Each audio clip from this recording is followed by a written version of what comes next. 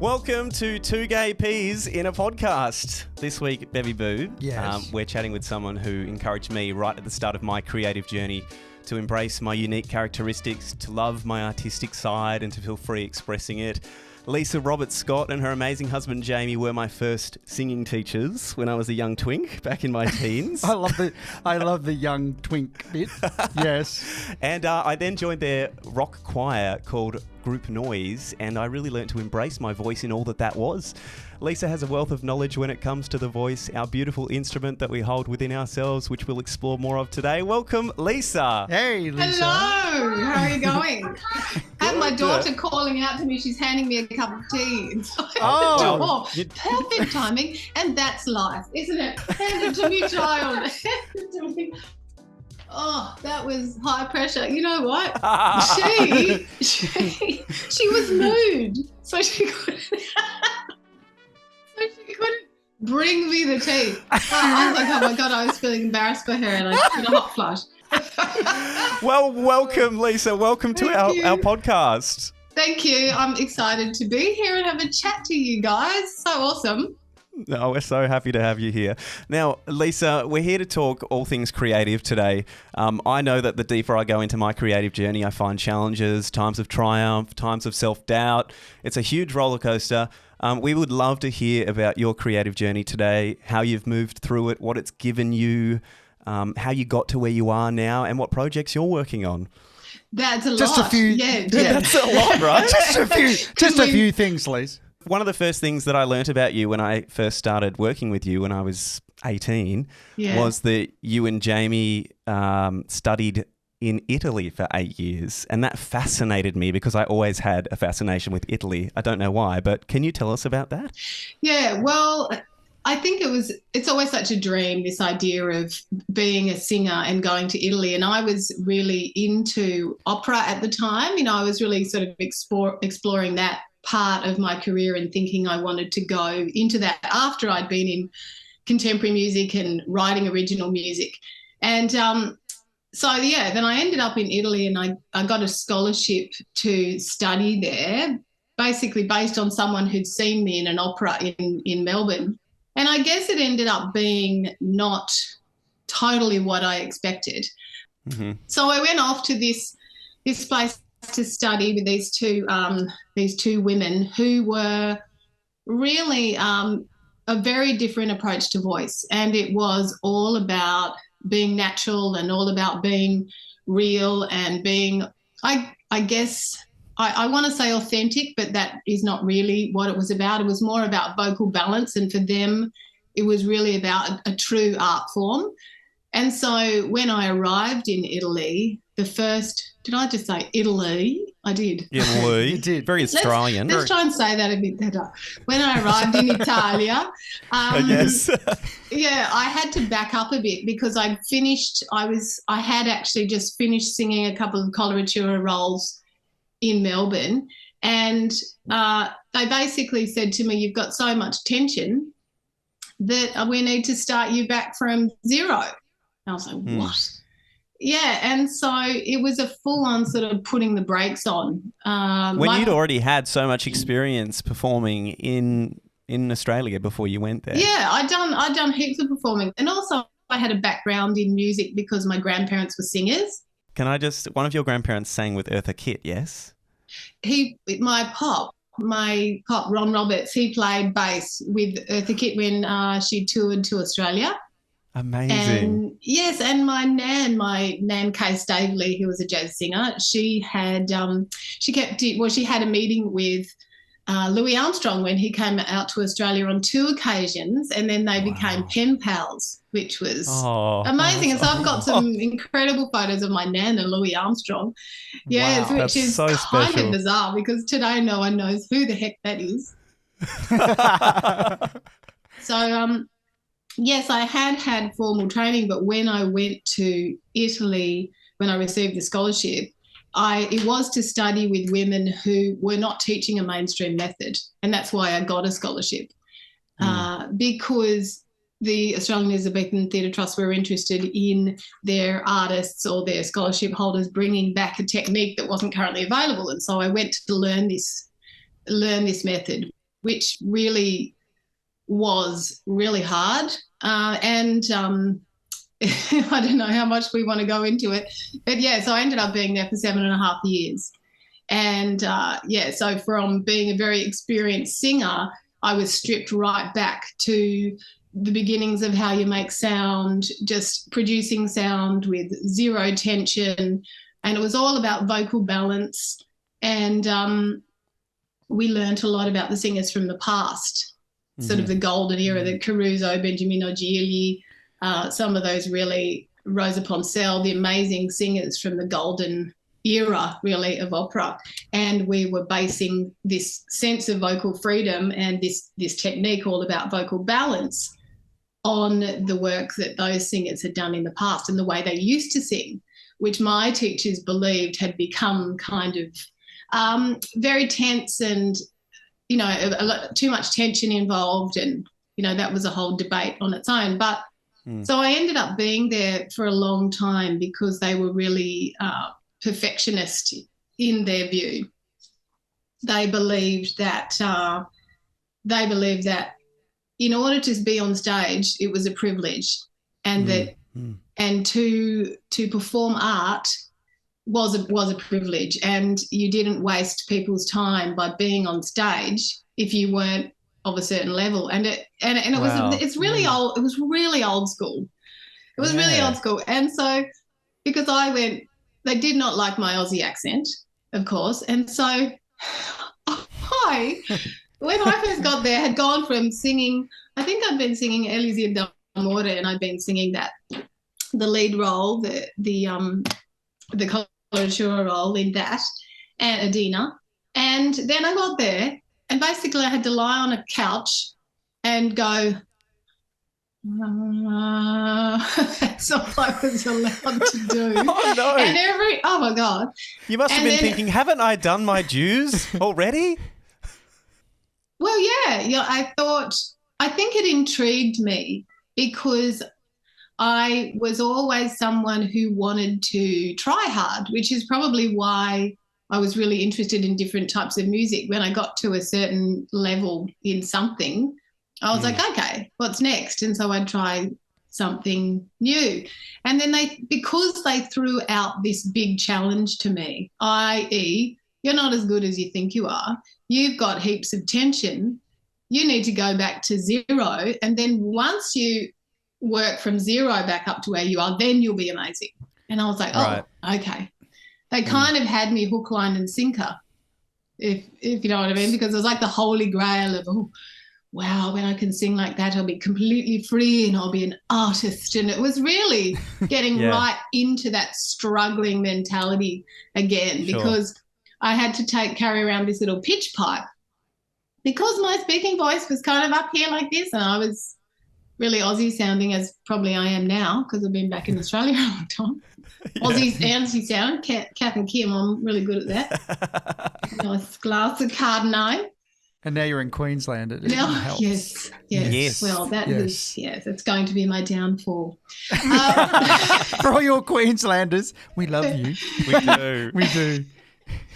So I had to take a pitch pipe, set to A, like, and then once I set that pitch, I could say, buongiorno, posso avere un cappuccino per favore. I had to do that. Wow. But my speaking voice was probably like up here a bit. And so I'd be like, buongiorno. Like, oh my God. It just, I tell you what, mental health challenge, such a mental health challenge for a couple of years, because I was there for a couple of years before Jamie arrived, 2.5 actually. Jamie's my husband, as you know. Yeah. And so I was in this town. Nobody knew me. No one spoke English. I was the strange Australian who walked around with a pitch pipe. Pitching the way that you spoke. Buongiorno. They would have thought you were so weird. And my Italian was so bad because I'd just sung I had studied Italian, but I couldn't speak it. So I had learnt it to sing opera, but I couldn't speak it, right, which is bad. And so the only thing that I could really say was I could understand quite a bit, but they'll speak to me and tell me something, and I'd go, oh, interessante. Oh, interessante. I'd say interessante all the time. I was like this bland I'm guessing that means version. Interesting. Yes. I was like this bland version to try to keep them talking, you know? I sort of understand. That's interesting. Oh my God. Yeah. So those were challenging years, the first couple of years. What was the expectation that maybe you set in your mind after 7.5 years of Italy, going through this extensive relearning of your voice as it was? What did you expect when you came back to Australia? Well, by the end of 7.5 years, I was starting to realise that I was dealing with a couple of teachers who were never going to be happy. Right. That had set the bar, in a sense, way too high. And I guess what I'm doing now is really influenced by what was missing from that training. Yeah. And what was missing from that training was some acknowledgement that my personality was really affecting the way I studied and was affecting how I sing and my creativity, and that it should.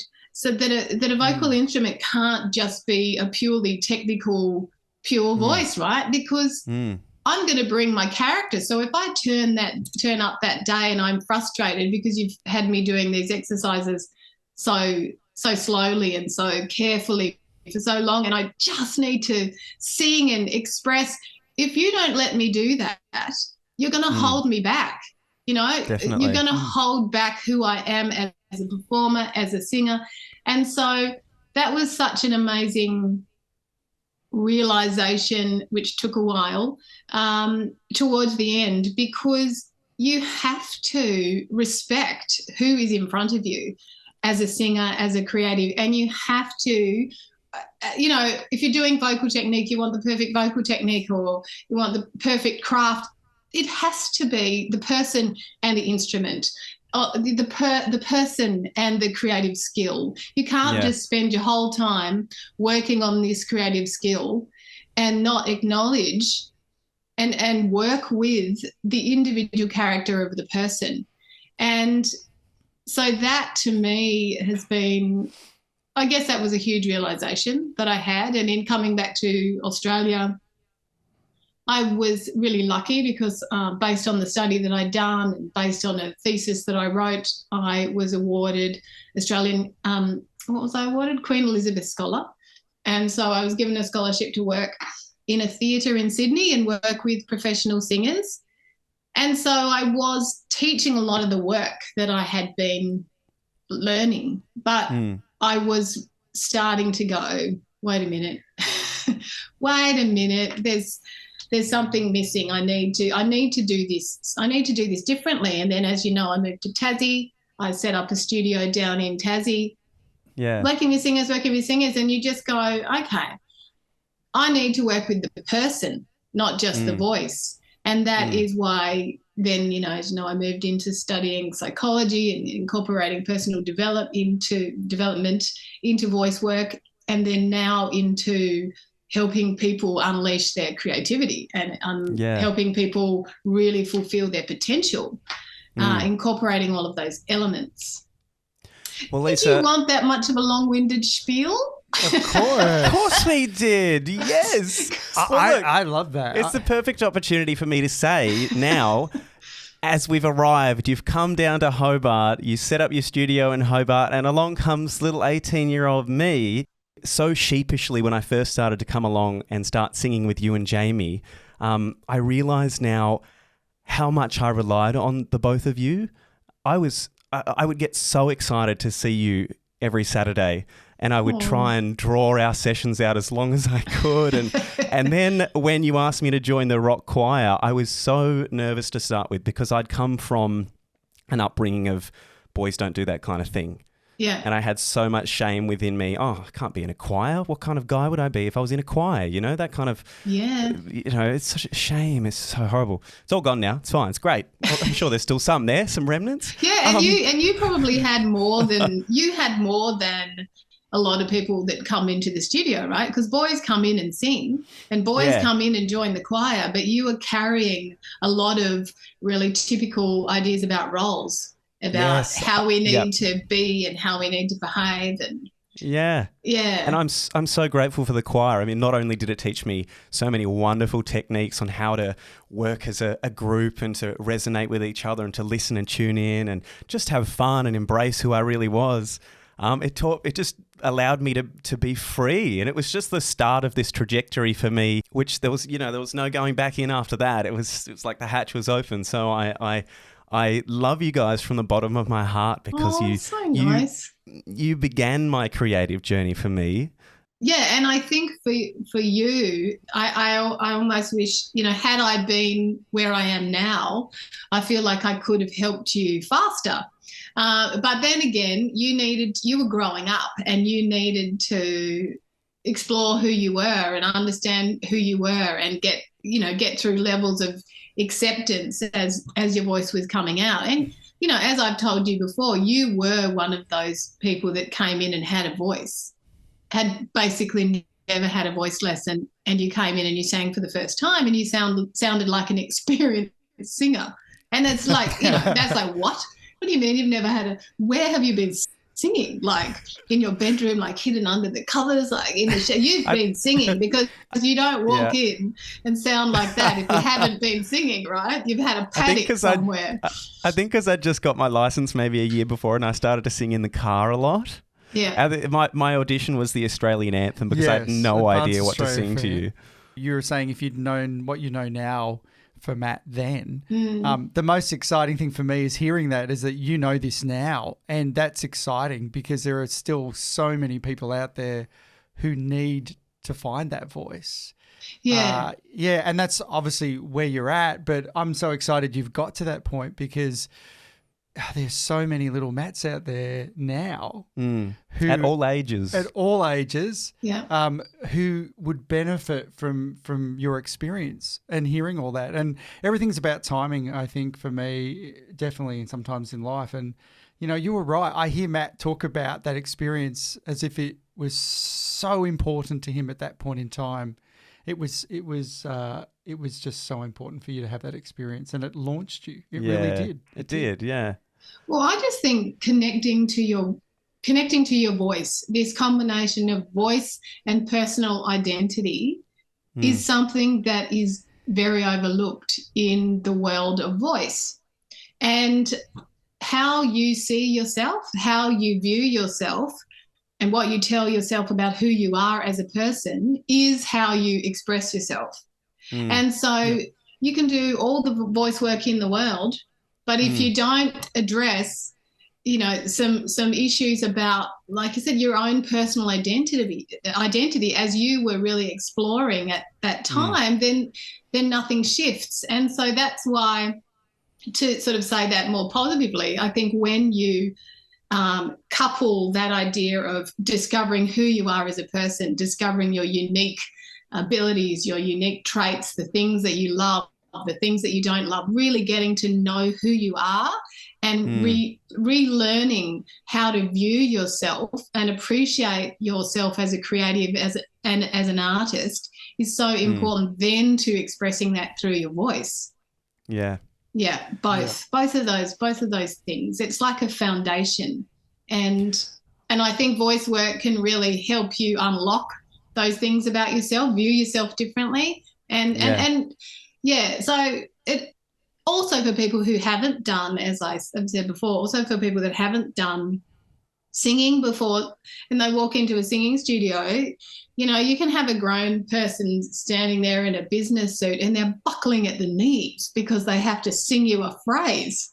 Because it makes you feel vulnerable, because you have to express parts of yourself and you're about to reveal something about yourself that you like to keep hidden. So that's an example of what voice work does, how it makes you feel vulnerable. Lisa, why don't we dive into your baby, Voicefulness? Yeah. Tell us what it is, its inception. I know we've already explored a lot of where it came from, I guess, but yeah, tell us about it. Well, it has been evolving for a really long time. And so now Voicefulness is about unleashing the true potential of artists and creatives. So singers, actors, performers, writers, that is what it's about for me. So this idea that we all carry around, that I have this potential to fulfill, right? And so much of the time as an artist, you know that you're not fully doing it. Sometimes you are. You go through phases where you are, then other times you're not. And so sometimes you just can stuff it down. Just push it right down and go, I'm not fulfilling my potential, and that's okay.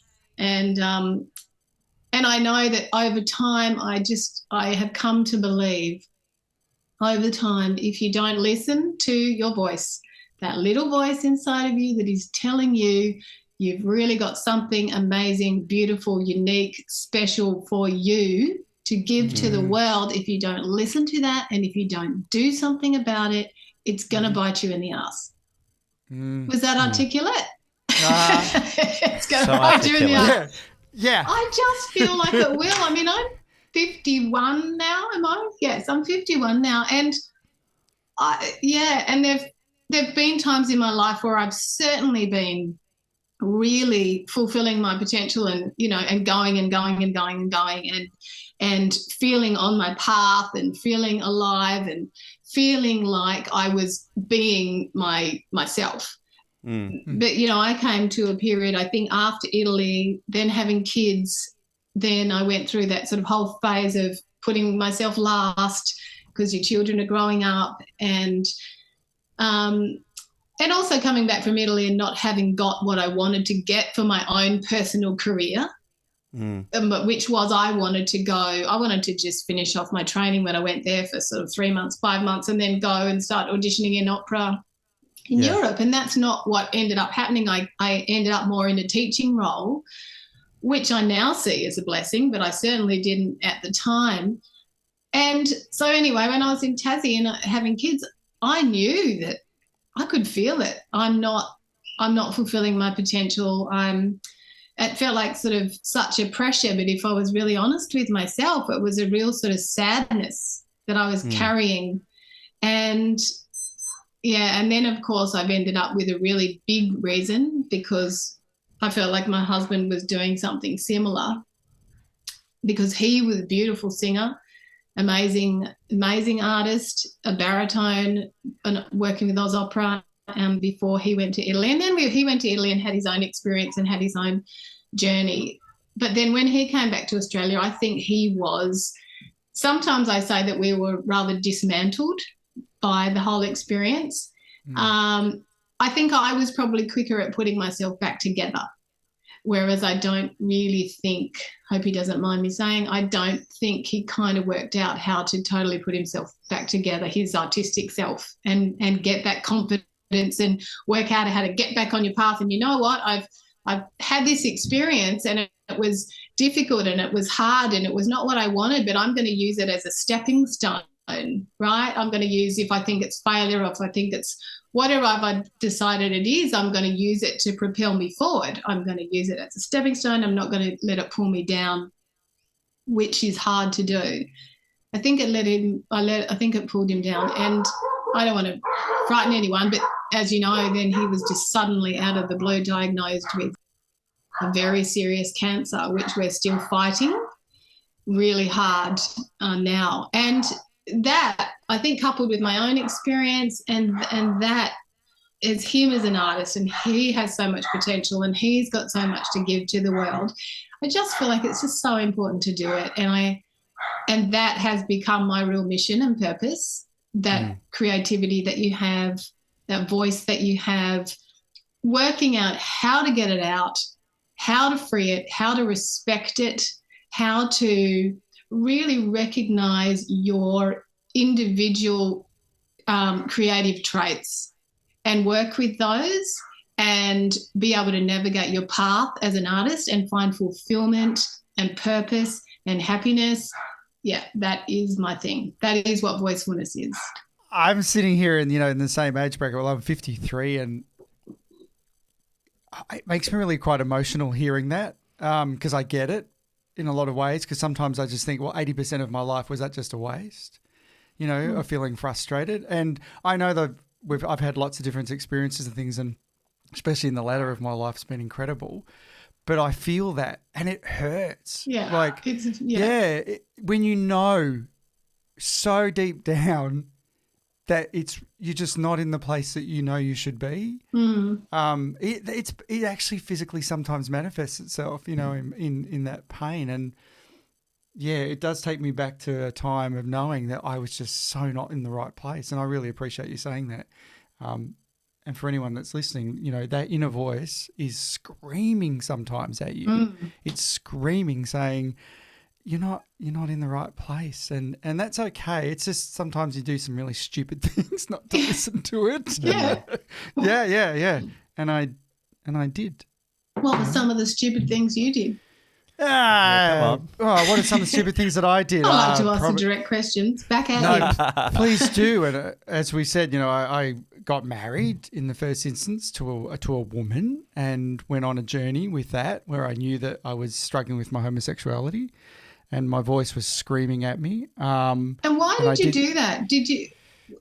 Yeah, no, that's a great question. There's a lot of reasons, but I was so desperate, Lisa, at that point in time to have some normality in my life, to have the pressure off, that I took the easy road, which ended up being the really hard road, of just having the acceptance of everyone else by saying that my success story, that I walked away from homosexuality because I was in a faith journey. I was healed. Oh God! And I moved. Yeah. Sorry. No. Don't be such a trap, isn't it? It's a psychological trap. Psychological trap. For me to obviously gain the acceptance of my family and peers, and the pressure was off. But the pressure just was off everyone else, and it wasn't off me. And obviously, how that possibly ended, with me being a very, very unhappy individual.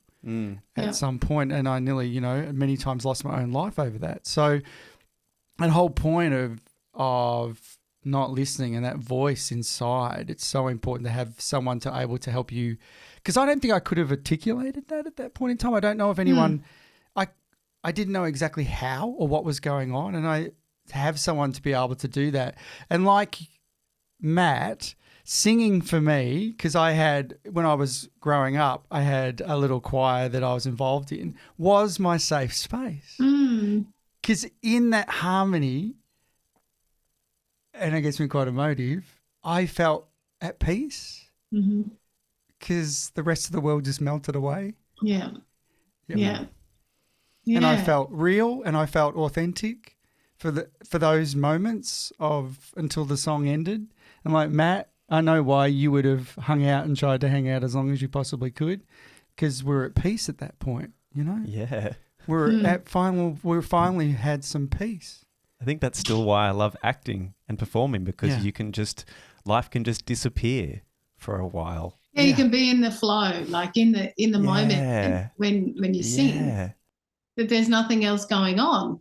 No. Exactly. Yeah. And we're always, especially today, we're always so caught up in everything. Our phone, someone's calling us today, or advertising. There's messages given to us everywhere. When all we need to do is just try and come back to presence constantly. It's so hard. Yeah, and there's obviously so many techniques, isn't there? I mean, there's prayer, or there's meditation, or breathing exercises, or walking, using your voice. And when I moved into singing opera, I used to say, I love singing it. I don't like listening to it. Like, I would go to watch an opera and I'd be like, shut up. Yeah. So annoying. Especially German opera. I was like, oh my God. I haven't been to see a real opera before. I still haven't seen a real it's opera. long. We're not going to a German one, that's for sure. We won't go to a German one. It's lovely to go and see an opera. And I guess, I don't know, I started appreciating it more. But I certainly loved the experience of singing. And that feeling of being in the moment, like you say, and that, just being in the moment and everything else not being present, and the sense of self that you get from that experience, your own personal identity as doing, I know that sounds funny, but it solidifies your sense of self, and you walk around much more solid, I think, after you've been singing, or I certainly have that experience. But Sure, I certainly didn't enjoy listening to it. I think the goal when you're performing is to be as yourself as possible, right? So after you've maybe given a performance and you feel elated and wonderful after it, you were being completely and utterly yourself unforgivably in that moment when you're performing. And then you go back to the world when you put your face on for the world of, you know, who you've created yourself to be in a front-facing society with people around you, right? Well, I think that's what free voice does, when you feel like your voice is reasonably free. If you feel like you're putting on something and you're imitating and you're trying to fabricate something with your voice, then that's different. But there's nothing like you just have a feeling like you want to sing a sad song and you sing it. Yeah, yeah. I've been really resonating with this singer, this American queer country singer this year called Orville Peck. I'm obsessed with him. And he sang this song called Curse of the Blackened Eye, which is my absolute favourite at the moment. I'm going to write it down. Yeah. Curse of the Blackened Eye. Yeah. It's about like That's overcoming. Such a catchy title. Totally, right? But it's about overcoming your anxieties and your fears. And that, for me, has been a big part of me this year. And moving to Melbourne has been a big, like, letting go of so much and embracing so much. Yeah. So that's like my song of the moment. It is his for anyone song that's of the moment. interested. Yeah. But Lisa, it's hard to be yourself. I think some people don't find it that hard. I do think some people, like, I'm very different to my sister, for example.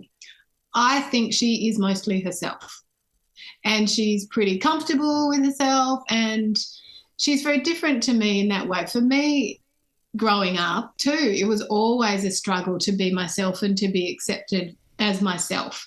And I think sometimes that's part of an artist's journey or part of a creative journey. I think that big desire to express yourself can build when you're in environments that don't fully allow it. And I'm not saying it's always like that. Of course, it's not always like that.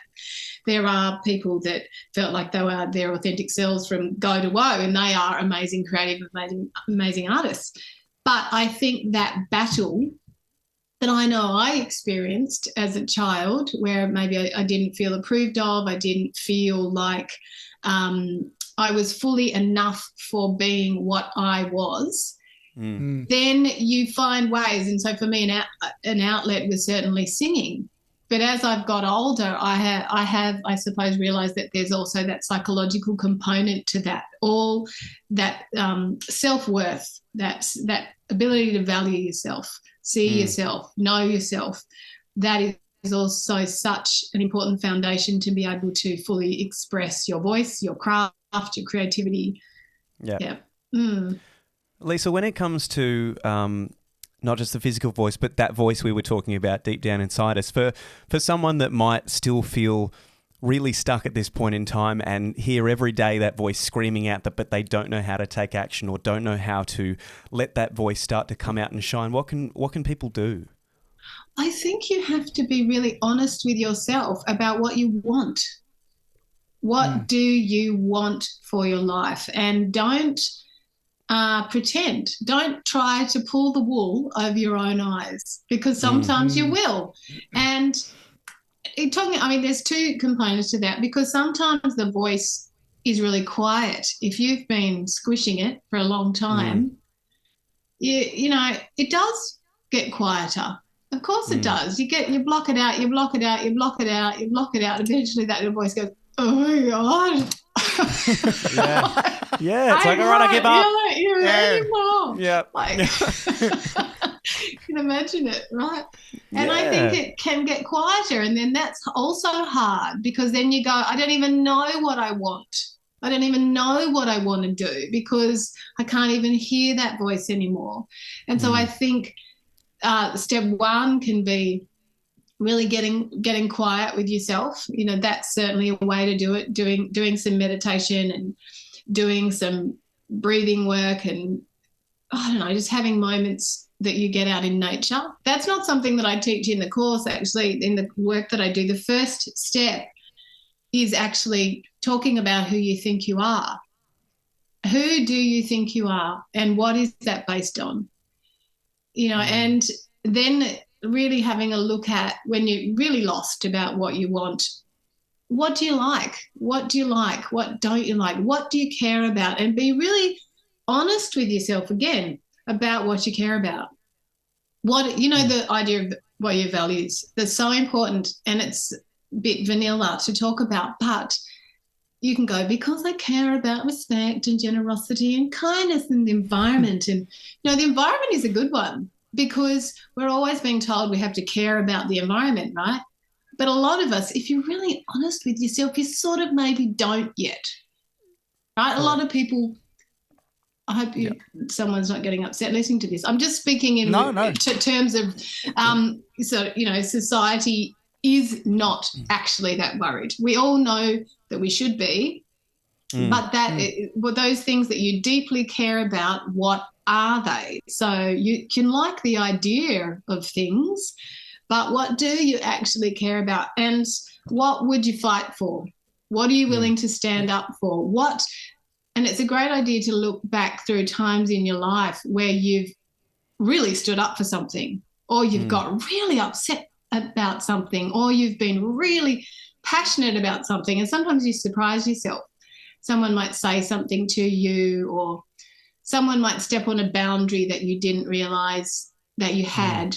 And if you really think back to what that is and what that was about, you will be able to extract what you're defending.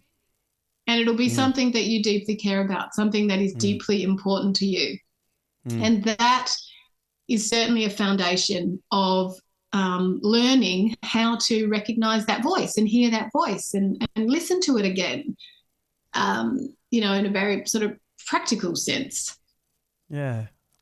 Well, Lisa, how can people find out about what you're doing, and what projects are you working on currently? Yes, well, as you know, it's been taking me a while to get myself organised.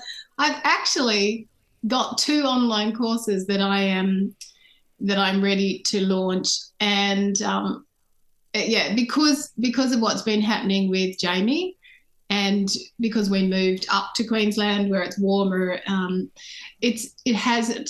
been working on it the whole time, but I haven't been able to fully throw myself into it.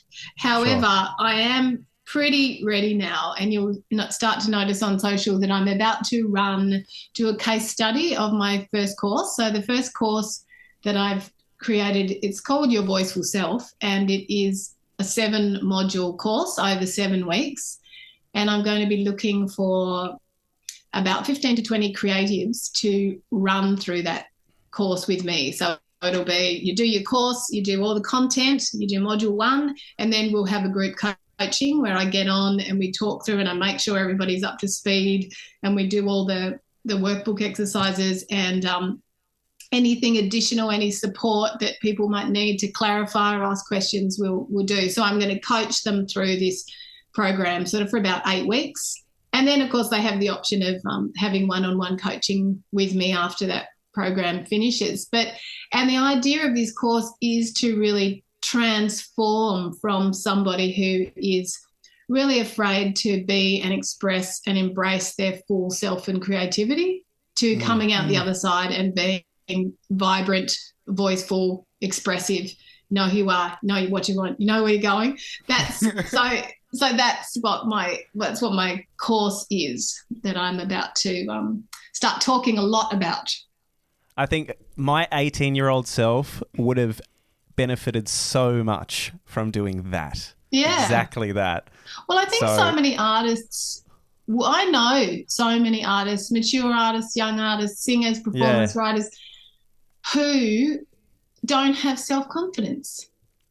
sometimes they can be doing great work, but sometimes they're just not happy. They're not feeling fulfilled. They're not. Yeah. If they Wow. are honest with themselves, like I keep saying, if you're honest with yourself, and that's the really big question, then they aren't living their best life. Is such a cliche term, but you need to feel like you are. Yeah. And that's so important to me, you know, especially being around my husband a lot, who is having health battles and is so desperate to live and got so much living to do.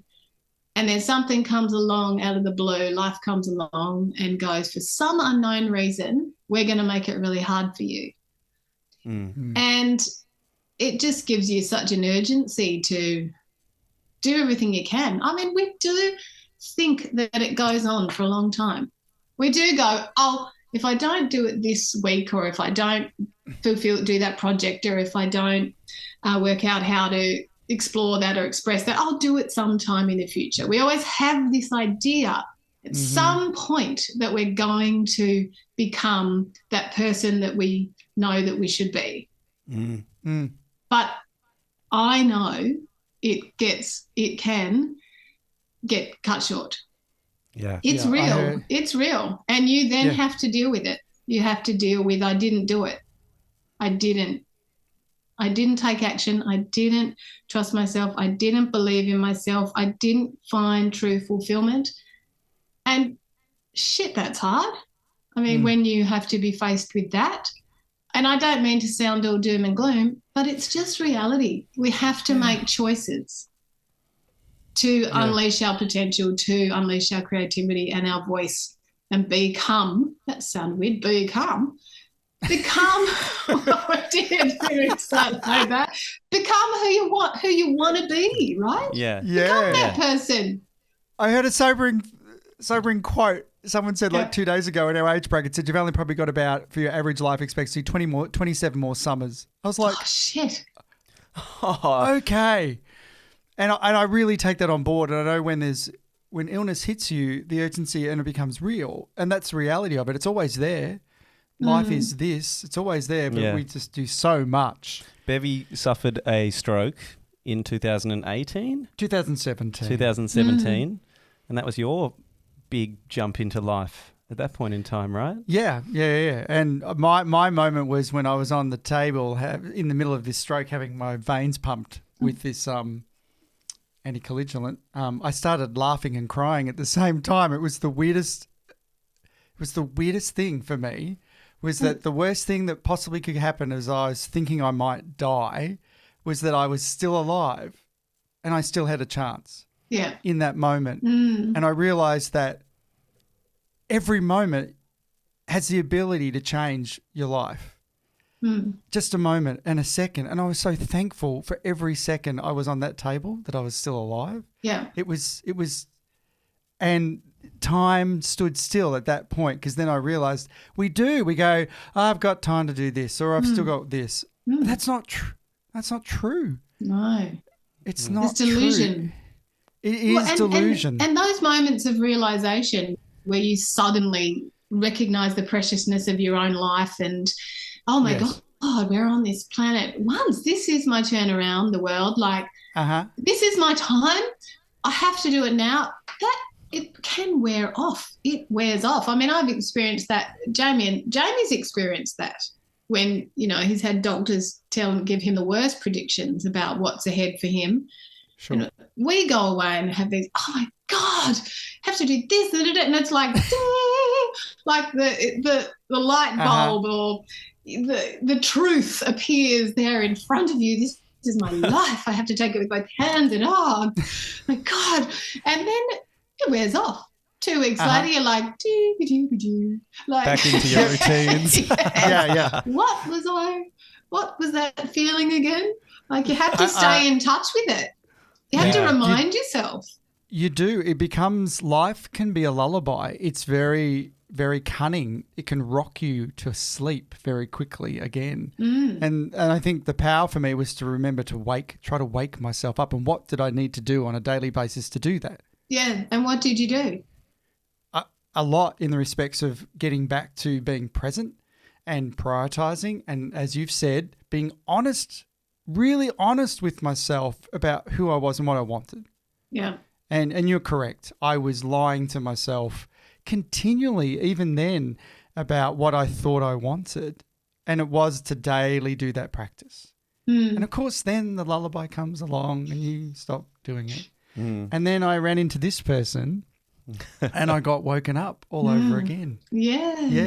And the challenge, and it wasn't exactly what I thought. He was a lot younger, but he was. Yes. Oh, damn it. How old are you? Damn it. I know. It wasn't exactly what I was expecting either.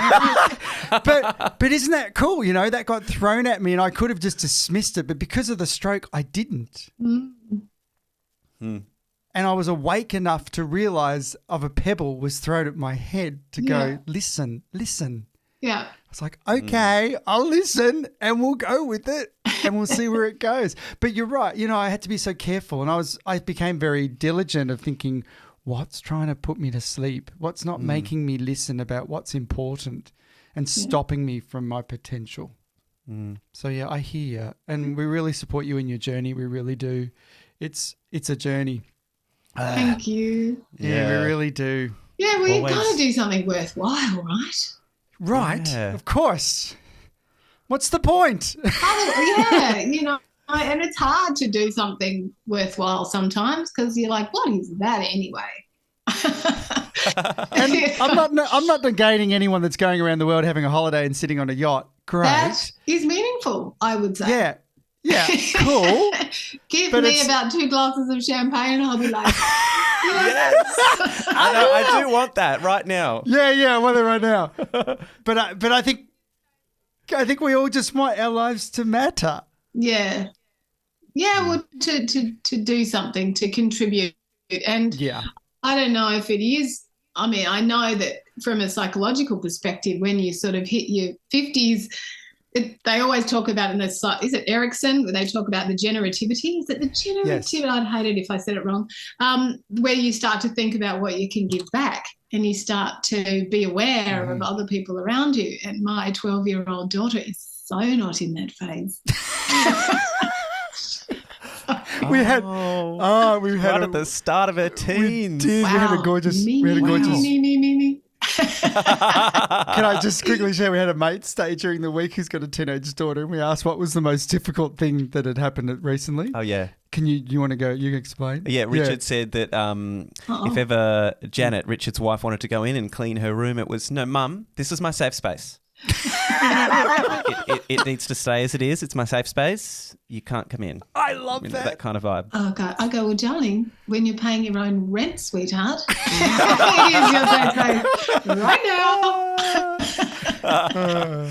I tell you what, I really jumped into trying to explore and take hold of my fullest potential once you came into my life. I think I was getting a bit stagnant in my radio. I'm super thankful for what radio gave me, but I'm so glad that I'm not working in radio full time anymore because I didn't know who I was anymore and I was so lost and I wasn't expressing any part of my creative self anymore. I felt dead. Yeah, I remember you talking about it. Like, I have to play this song and I have to say this and I can't say that, and it's like, and you got to be careful on so much what you say and whether it's in line with the broadcaster. And yes, look, I'm not going to point out any broadcasters in particular, but it was just the industry in general. It felt icky by the time I left. I felt like there was no, it was more about the advertisers than it was about what we could express creatively. Isn't it? I know. Although money's kind of nice when you have it. And it's a total bummer when you don't have it. It's like, can be incredibly stressful when things are tough. But it's not what life is about, you know? Yeah. You can have all the money in the world and just feel, and I know some people really that have gone down that path. That have some creative people that have gone, you know what, I'm going to go down the money-making path. And then when I am successful in that area, then I will just retire and express my creativity. Well, that kind of works to an extent, and then you get to a certain point and you're burnt out and you're bored and you're not as nice a person as you used to be. And yeah, that's also a trap, isn't it? Yeah, yeah. I really struggled with that after leaving radio, feeling like I wasn't contributing as much anymore because I wasn't earning money for the first few years after I quit radio, while I learned about myself in a creative point of view extensively, and I really dived deep into it. I had so much self-doubt. What am I doing? I can't believe this. I need to go back into radio. It's safe. It's money. It's the mainstream path. And yes. I think that when we can work out how to support ourselves doing something that feels important, and it's, there will be people that will go, oh, you just want to do what you think is important and you just want to express you, and like there's other important things in the world, and you're like, are there? Like what? yeah, name them. Give me a list. If you do that, I do really think you're going to be a better person. Yeah. You're going to be a nicer person. You're going to be a better person, and eventually, there's got to be more. There's got to be more people doing that. There's got to be more creatives, doing, and more artists, and really, really fulfilling their potential and creating a real movement of that and value in that, and also providing value. And so then you can get paid for your work. Of course, there are some compromises, but you've got to do it. You've got to start out on the path, don't you? We don't have to be struggling artists anymore. The world is big enough to support people's art, and I think it is. Yeah. Oh, well, Lisa, we have explored all facets of your wonderful story and voicefulness today, and our creative potential. We are behind you all the way. We love you so much, and we'll always be behind whatever you get up to throughout your life. Thank you. Yeah, and we can't wait to see more of you and Voicefulness. Yes. So give us your plugs. Tell us where people can find you. Yeah, where can they find you? Well, mostly I'm going to just be on social, on probably on Instagram. So my profile is voicefulness.co. .co. So I'll be on there. I have a TikTok account, but please don't look at that. I want to say look at it now. I do. It's so bad. It's like, oh God, I'm just sort of starting to be active on social. I'm starting, it's hard because I feel like people of my generation don't like to take selfies, but people want to know what you're doing, and so you kind of got to get over that, right? That's right. You've got to use it for what you need it for. Yeah. So mostly on my website, you can do a quiz on my website actually, and there's some free voicefulness tools that you can download on my website, which is just voicefulness.co. To give you a bit of an introduction, and then of course I will have a shorter course available, which is going to be called The Voice of You. That's just a 6-lesson course, which is an overview, a short course to really, get you into understanding how you get your own voice out, and you start to listen to your voice, and you start to express your voice, open your voice. That's what that is. And then of course I'll be launching my long 8-week course that I'm going to be personally coaching people through. So my foundational statement is, what is it? It's I've talked so much. I've almost exhausted myself. It's empower, ignite, express, unleashing your true potential. Love that. Poignant, strong words. Yes.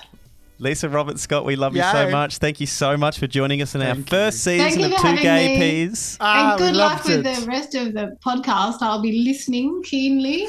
Thanks. Good. Yes. Okay. Thanks, See you Lisa. guys. Bye. Bye. Thanks for joining us on Two Gay Peas in a podcast. Show us some love, give us a thumbs up, and hit that subscribe button for future episodes.